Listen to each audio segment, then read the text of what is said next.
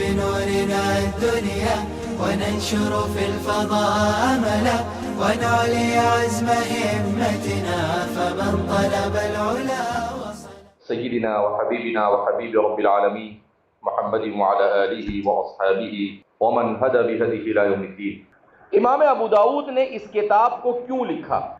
تو فرماتے ہیں کہ سنن کے لکھنے والے آپ پہلے آدمی ہیں سنن کے عنوان سے، جیسے ان کے شیخ مسند احمد، سب سے پہلی مسند انہوں نے لکھی، تو سب سے پہلی سنن امام ابو داؤد نے لکھی، جس میں ابواب فقہیہ پر احادیث کو جمع کیا گیا ہے۔ امام زاہد الکوثری فرماتے ہیں کہ ابو داؤد کی خصوصیت یہ ہے، سنن ابی داؤد کی خصوصیت یہ ہے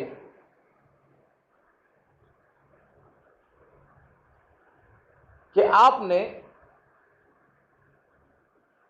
اپنے زمانے تک جتنے فقہا گزرے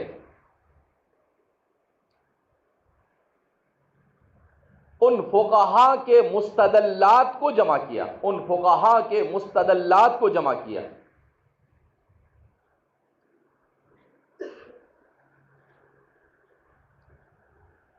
جس میں آپ نے احادیث صحیحہ، احادیث حسنہ اور احادیث لینہ اور ضعیفہ کو بھی جمع کیا۔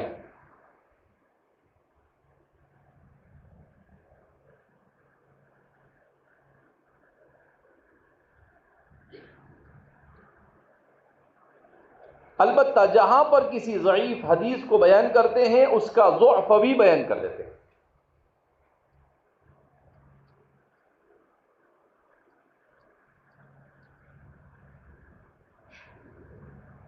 اور فقہا کے مذاہب کی طرف بھی اشارہ کر دیتے ہیں۔ اسی لیے امام کوثری فرماتے ہیں کہ اگر ہم بخاری کی خصوصیت دیکھنے جائیں تو وہ یہ ہے کہ احادیث صحیحہ متصلہ کی تخریج کا التزام کیا۔ آپ نے احادیث صحیحہ متصلہ کی تخریج کا اہتمام کیا،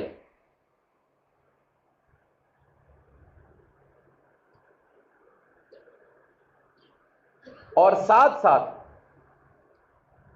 فقہ، سیرت اور تفسیر کے مسائل کا استنباط بھی کیا، اور ساتھ ساتھ فقہ، سیرت اور تفسیر کے مسائل کا استنباط بھی کیا، اور پھر اپنے مسلک کی تائید میں حضرات صحابہ اور تابعین کے فتاوی کو بھی تعلیقاً ذکر کیا، حضرات صحابہ اور تابعین کے فتاوی کو بھی تعلیقاً ذکر کیا۔ امام مسلم کی خصوصیت یہ ہے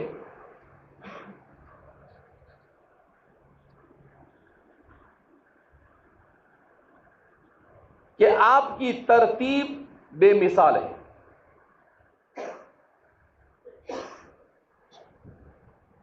اور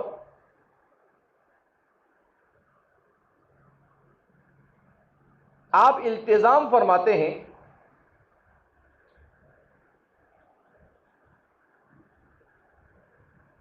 احادیث صحیحہ کے تمام طرق کو یکجا کرنے کا، احادیث صحیحہ کے تمام طرق کو یکجا کرنے کا،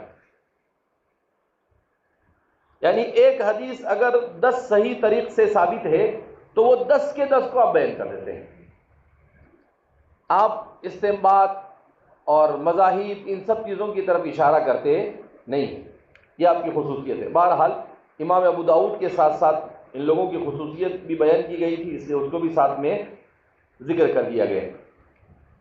سنن ابی داؤد کے بارے میں حضرات محدثین کی آراء، امام خطابی بہت بڑے محدث گزرے ہیں، آپ کی کتاب ہے معالم السنن، فرماتے ہیں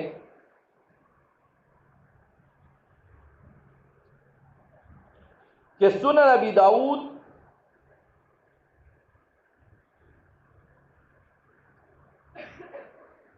علم دین کے سیکھنے کے لیے بے مثال کتاب ہے۔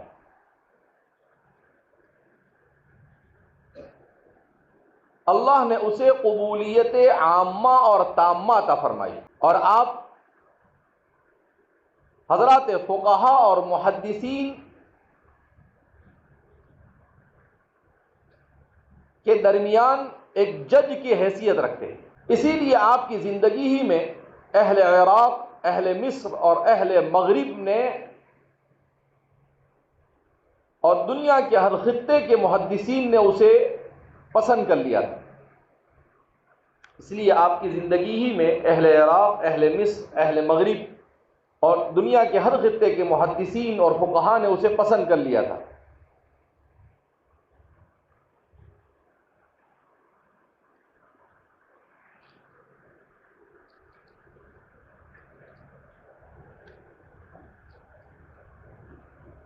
صرف اہل خراسان، یعنی آج جو ازبکستان وغیرہ کا علاقہ ہے،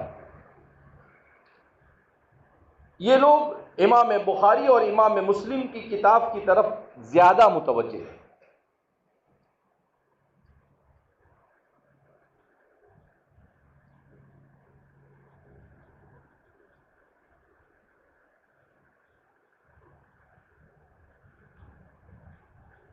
محی الدین ابو زکریا یحییٰ ابن شرف النووی، محی الدین آپ کو بھی شیخ الاسلام کہا جاتا ہے، شیخ الاسلام محی الدین ابو زکریا یحییٰ ابن شرف النووی فرماتے ہیں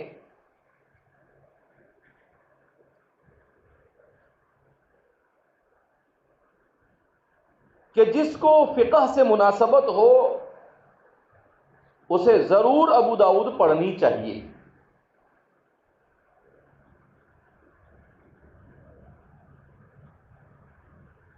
اس لیے کہ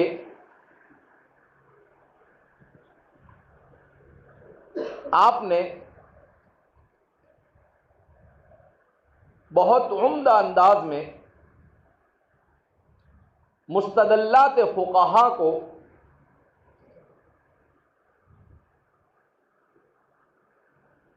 اختصار کے ساتھ جمع کر دیا ہے۔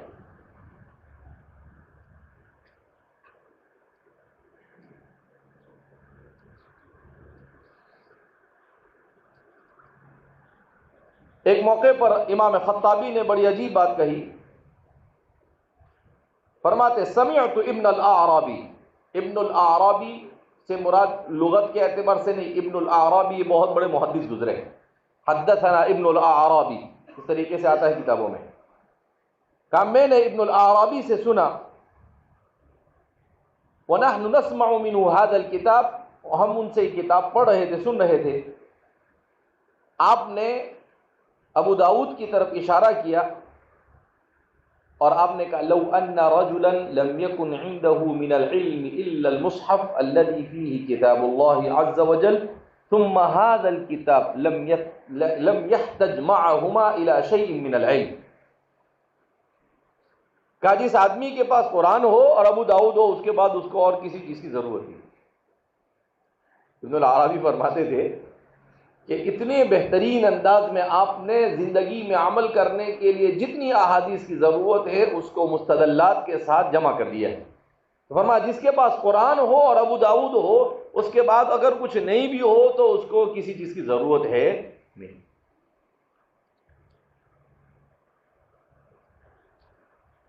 اللہ اکبر۔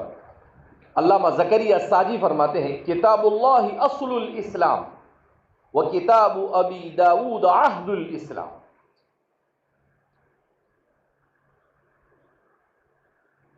کہ کتاب اللہ اصل اسلام ہے اور ابو داود یہ عہد اسلام ہے، یعنی اسلام کے عہد پیمان کو اگر آپ پورا کرنا چاہتے ہو تو ابو داود کو پڑھ کر اس پر عمل کر لو۔ تو آپ نے اللہ سے جو معاہدہ کیا ہے اس معاہدے کو آپ پورا کرنے میں آسان کامیاب ہو جاؤ۔ تو فرماتے ہیں زکریا الساجی کتاب اللہ اصل الاسلام و کتاب ابی داود عہد الاسلام، کتاب کو پڑھنا ہے تو انسان کو کہ اتنے بڑے بڑے لوگ ہیں، زکریا الساجی یہ کوئی ایسے ہی آدمی نہیں ہے، ان کے بارے میں آتا ہے الامام الحافظ محدث البصرہ، اپنے زمانے میں محدث بصرہ مانے گئے ہیں، ابو یحییٰ زکریا ابن یحییٰ البصری الساجی، مات سنۃ 37 عن نحو 90 سنہ، آپ کا انتقال سن ہجری 307 میں ہوا اور آپ کی تقریباً 90 سال کی عمر تھی، یعنی امام صاحب کے معاصرین میں بھی ہم مانیں گے، امام صاحب کے تلامذہ میں بھی صاحب تذکرۃ الحفاظ نے بیان کیا ہے۔ تو اتنے بڑے آدمی وہ فرما رہے ہیں کہ کتاب اللہ اصل الاسلام و کتاب ابی داود عہد الاسلام۔ خیر، اس کے علاوہ بھی اور سنن ابی داؤد کے بارے میں بہت ساری باتیں لوگوں نے بیان کی ہے۔ سنن ابی داؤد کا مقام صحاح ستہ میں تدریس کے اعتبار سے، سنن ابی داؤد کا مقام صحاح ستہ میں تدریس کے اعتبار سے۔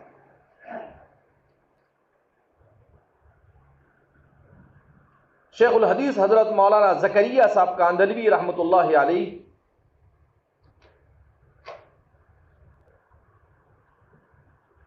فرماتے ہیں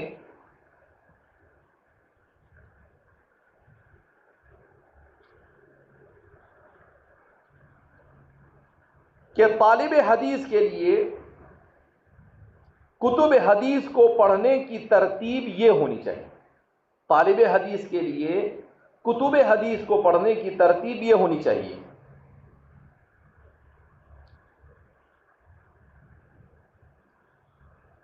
سب سے پہلے وہ ترمذی کو اچھی طرح سے سمجھے اور پڑھے، اس کے بعد ابو داؤد کو تدریس کے اعتبار سے دوسرا نمبر دیا حضرت شیخ زکریا رحمۃ اللہ علیہ نے، کہ اس کے بعد ابو داؤد کو۔ جب یہ دونوں آپ سمجھ لیں گے ثم البخاری، تو پھر آپ کے لیے بخاری کا سمجھنا آسان۔ پھر جب یہ تینوں سمجھ لیں گے ثم مسلما، پھر آپ کے لیے مسلم کا سمجھنا آسان۔ پھر جب آپ یہ چاروں کو سمجھ لیں گے ثم النسائی، تو پھر آپ کے لیے نسائی کا سمجھنا آسان۔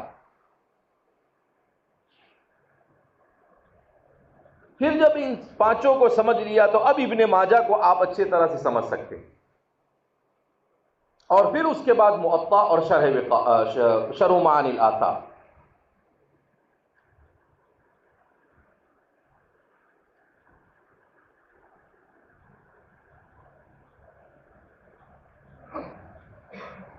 اچھا، یہ ترتیب کیوں رکھی حضرت نے؟ بڑی اچھی اس کی توجیہ بھی حضرت نے بیان کی ہے، بہت عمدہ بات ہے۔ فرماتے ہیں کہ طالب حدیث کو سب سے پہلے کس چیز کی ضرورت ہے؟ اول ما يحتاج الیہ تحقیق المذاہب وانواع الحدیث، کہ سب سے پہلے مذاہب فقہا کے سے واقفیت حاصل کرے، دوسرے نمبر پر انواع حدیث سے واقفیت حاصل کرے، تیسرے نمبر پر دلائل سے واقفیت حاصل کرے، چوتھے نمبر پر استنباط کے طریقے کو معلوم کرے کہ احادیث سے مسائل کا استخراج اور استنباط کیسے ہوتا ہے، پانچویں نمبر پر جمع روایات کا طریقہ معلوم کرے، چھٹے نمبر پر جب یہ سب پڑھ لے گا تو ضعیف کے اوپر تنبہ اس کے لیے آسان ہو جائے گا، ضعیف احادیث کو وہ پکڑ پائے گا، سمجھ پائے گا، اور پھر آثار کے ذریعے سے اس کی تائید اسے مل جاتی ہے۔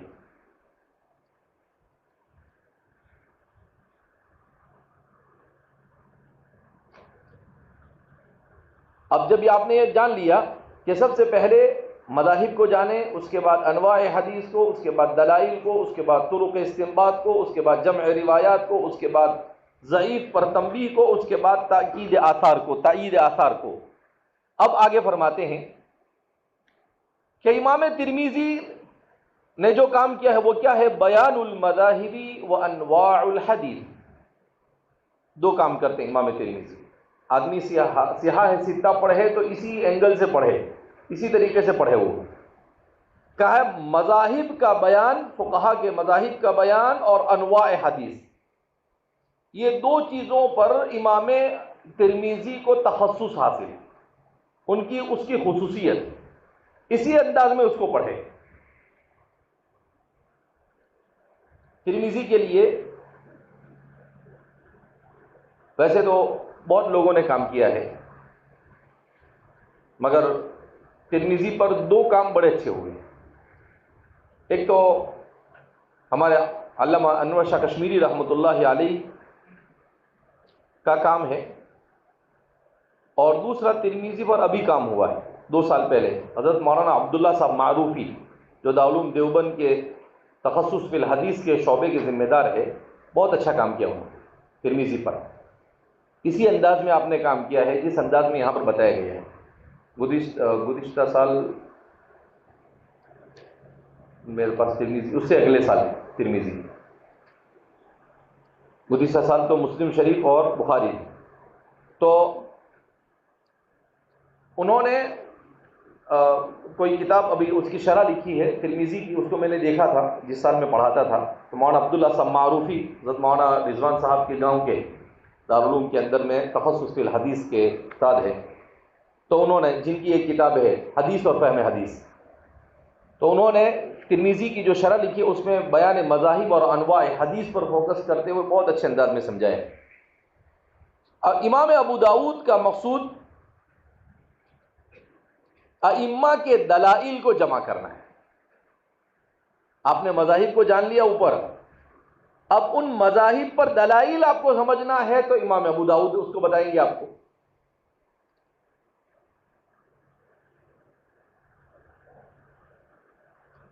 امام بخاری استنباط کے طریقے بیان کریں.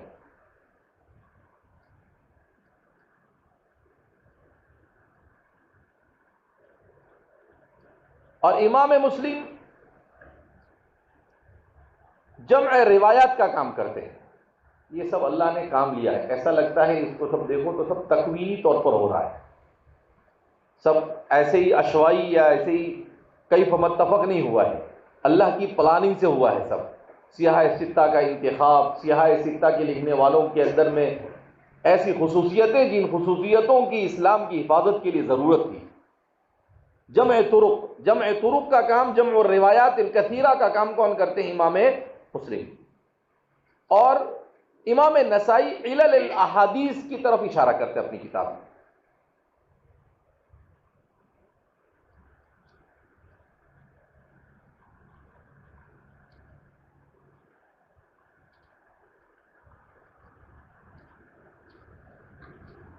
اور امام ابن ماجہ صحیح اور ضعیف ہر طرح کی روایت کو جمع کرتے ہیں، گویا کہ آپ کا امتحان لیتے ہیں کہ دیکھیں یہ سب پڑھنے کے بعد آپ کے اندر ملکہ تمییز بین الصحیح و ضعیف پیدا ہوا یا نہیں. گویا کہ تمرین ہوتی ہے وہاں پر. کیا ہوتی ہے وہاں پر؟ تمرین اور مشق ہوتی ہے ابن ماجہ میں.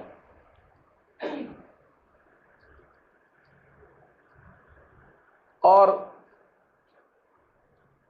معطئین یہ آپ کو حضرات صحابہ کے آثار اور حضرات تابعین کے آثار اور فتاوا کو بیان کرتے ہیں بکثرت. امام موطا محمد میں بھی اور موطا مالک میں بھی.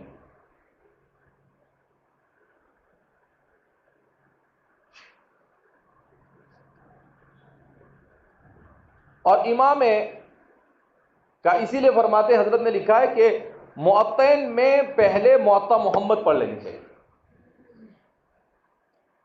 کیونکہ امام محمد جہاں پر آثار صحابہ و تابعین کو بیان کرتے ہیں وہیں پر احناف کی ترجیح بھی بیان کرتے ہیں، کیونکہ امام صاحب کے شاگرد ہیں، امام مالک سے بھی علم حاصل کرتے ہیں. اور امام مالک کے ساتھ آپ کی باقاعدہ ڈیبیٹ ہوتی تھی، کیونکہ دونوں کی عمر میں کوئی زیادہ فرق تھا نہیں، اور امام صاحب کے پاس سے بالکل پختہ بن کر گئے ہوئے تھے. لہذا یہ امام مالک کے بارے میں آتا ہے کہ امام مالک امام محمد جب مدینہ جاتے تھے تو ان کا انتظار کرتے. آپ محمد آئے نہیں وہاں تک کہ سبق ہی نہیں شروع. وہ ایسے لوگ تھے، ان کو برا نہیں لگتا تھا، وہ پسند کرتے تھے کہ کوئی آئے اور ہمارے ساتھ دلائل کے ساتھ کیا کرے، بحث کرے. تو امام محمد باقاعدہ ان کے ساتھ کیا ہوتی تھی، بحث ہوتی تھی دونوں کی، دلائل کی.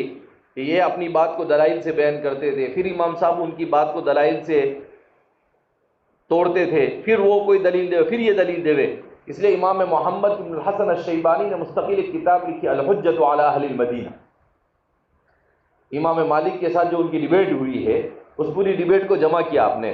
حضرت مولانا مہدی حسن صاحب نے اس کو شائع بھی کیا ہے، ابھی 30-40 سال پہلے شائع ہوئی ہے، 2 جلدوں میں کتب خانے میں موجود ہے.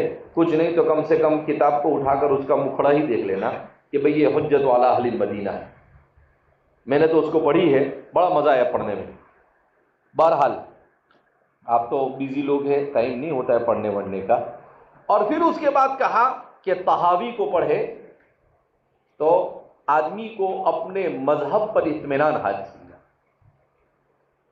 نظر طحاوی تو ہے ہی، ایسی نظر مارتے ہیں امام طحاوی کہ اچھے اچھے کو کیا کر دیتے ہیں، طحاوی تھے، وہ طحاوی. یہ سب میں نے کہا نا، یہ امام طحاوی بھی اسی زمانے میں گزرے، 3-4 صدی کے اندر میں. تو اس طریقے سے پڑھنی چاہیے.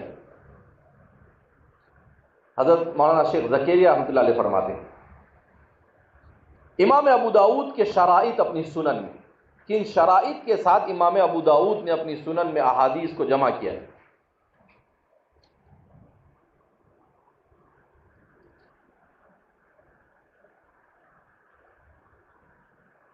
کہا عام طور پر ائمہ حدیث نے شرائط کو صراحتاً ذکر نہیں کیا ہے.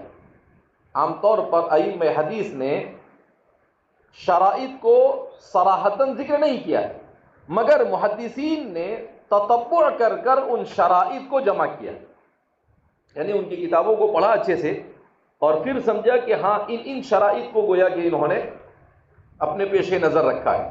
تو فرماتے ہیں امام اسحاق ابن مندہ بہت بڑے محدث گزرے ہیں. کم سے کم ان کے نام یاد رکھنے کا، جیسے جب نام پڑھے جاوے بولے جاوے تو جلدی جلدی ایک چھوٹی سی کاپی رکھنے کی، ڈائری، اس میں نام لکھ لینے کا. ان کے نام بھی پڑھتا رہے گا نا، ہو سکتا ہے کہ کسی کے نام کی برکت سے آخرت میں نجات مل جائے. سمجھ میں آئی بات؟ یہ ایسے لوگ ہیں کہ ان کے نام بھی نجات کے لیے کیا ہو جائیں گے، کافی ہو جائیں گے. سمجھا؟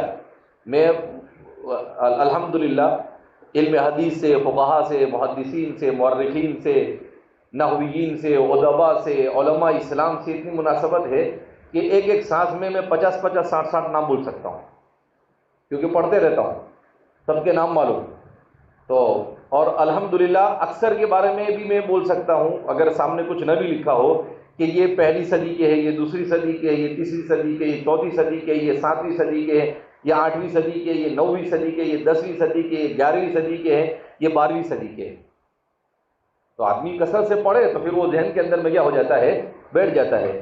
تو جب بھی میں پڑھتا ہوں ہمارے ائمہ کو پڑھنے کے ساتھ کوشش کرتا ہوں ان کے سن وفات اور ان کی سن ولادت، کم سے کم ان کا سن وفات کو معلوم کرنے کی کوشش کرتا ہوں تاکہ یہ معلوم رہے کہ کس صدی کے آدمی گزرے. تو فرماتے ہیں اسحاق ابن مندہ کہ امام ابو داؤد اور امام نسائی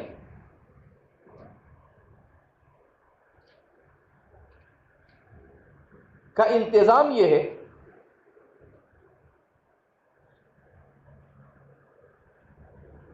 کہ ایسی احادیث کو اپنی کتاب میں جگہ دیتے ہیں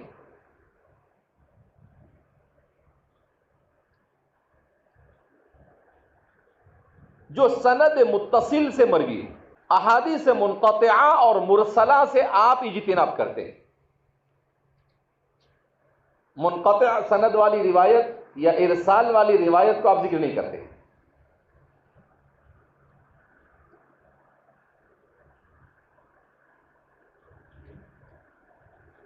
منقطع اور ارسال والی سند سے آپ اس کو بیان نہیں کرتے ہیں. امام ابو داؤد نے خود ایک جگہ پر لکھا ہے میں نے کسی متروک الحدیث سے کوئی روایت بیان نہیں کی اپنی کتاب میں۔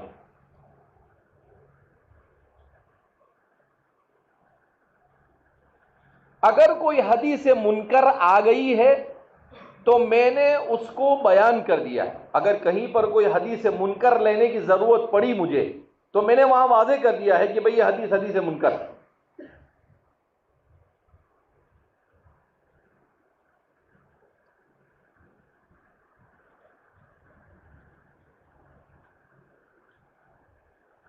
ایسے ہی اگر کسی حدیث میں شدید ضعف ہو تو میں اسے بھی بیان کر دیتا ہوں۔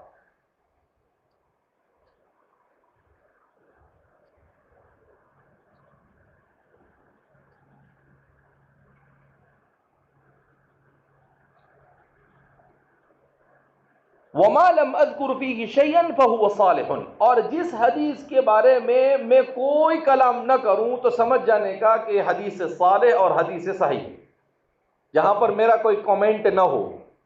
کہیں آپ دیکھو کہ قال ابو داؤد نہیں آئے تو سمجھ جانے کا کہ حدیث صحیح ہے۔ قال ابو داؤد آیا، اس کا مطلب کچھ نہ کچھ یہاں پر وہ بیان کریں گے۔ امام ابو داؤد کا قال ابو داؤد مشہور ہے۔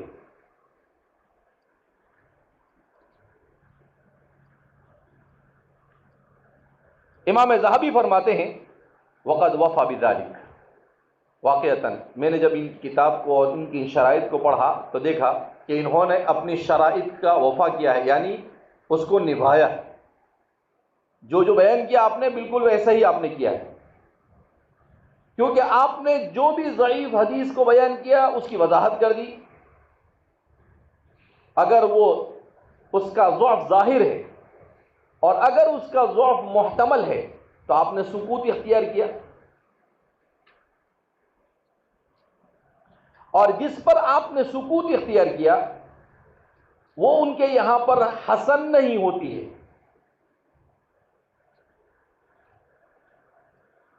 ہو سکتا ہے اس میں کچھ نہ کچھ ضعف ہو، جہاں پر آپ سکوت اختیار کرتے ہیں۔ تو یہ امام ابو داؤد کے شرائط تھے۔ بہرحال